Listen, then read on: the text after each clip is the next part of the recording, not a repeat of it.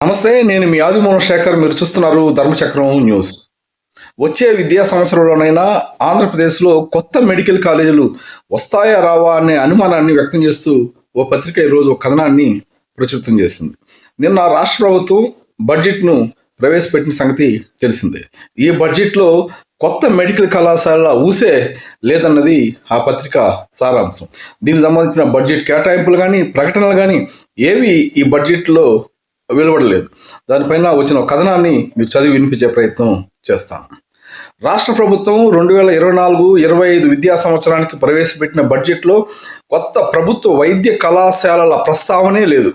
గత ప్రభుత్వంలో 17 కొత్త వైద్య కళాశాలల ఏర్పాటుకు శ్రీకారం చుట్టారు. కూటమి ప్రభుత్వం అధికారంలోకి వచ్చాక కొత్త కళాశాలలను పీపీపీ విధానంలో ప్రైవేటుకు కట్టబెట్టాలని నిర్ణయించింది. దీంతో ఈ విద్యా సంవత్సరం 5 కళాశాలలు ప్రారంభమై 750 ఎంబీబీఎస్ సీట్లకు అనుమతులు రావాల్సి ఉండగా ఈ అంశాన్ని ఉద్దేశపూర్వకంగానే బాబు ప్రభుత్వం నిర్లక్ష్యం చేసింది.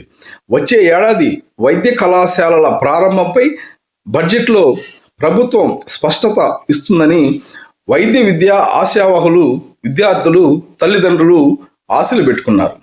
బడ్జెట్లో వైద్య కళాశాలల ప్రారంభించడంపై స్పష్టత ఇవ్వలేదు. గత ప్రభుత్వంలో నిర్దేశించుకున్న ప్రణాళిక ప్రకారం ఈ విద్యా సంవత్సరం 750, వచ్చే విద్యా సంవత్సరం మిగిలిన 7 కళాశాలలు ప్రారంభించడం ద్వారా 1050 ఎంబీబీఎస్ సీట్లు అందుబాటులోకి రావాల్సి ఉంది. ఇప్పటికే విద్యా సంవత్సరం 700 సీట్లను విద్యార్థులు నష్టపోయారు. మిగిలిన 11 వైద్య కళాశాలను ప్రారంభించే విషయంలోనూ ప్రభుత్వం ప్రణాళికను ప్రకటించకపోవడంపై విద్యార్థులు, తల్లిదండ్రులు మండిపడుతున్నారు. ఇది ఈ వార్త యొక్క సారాంశం. మరి ప్రభుత్వం బడ్జెట్ తర్వాతనైనా ఈ 11 వైద్య కళాశాలలు ప్రారంభించడం పైన స్పష్టత ఇస్తుందా, అసలు ప్రైవేటులోనైనా వచ్చే ఏడాది ఈ కళాశాలను ప్రారంభిస్తుందా అనేది ప్రభుత్వం నుంచి ఇంకా స్పష్టత అయితే రావాల్సిన అవసరం అయితే ఉంది. బడ్జెట్లో అయితే ఆ ప్రస్తావన ఎక్కడైతే కనపడలేదన్నది ఈ వార్త సారాంశం. మరి ప్రభుత్వం ఏం చేస్తుందో, ఎలా స్పందిస్తుందో చూద్దాం. నమస్తే.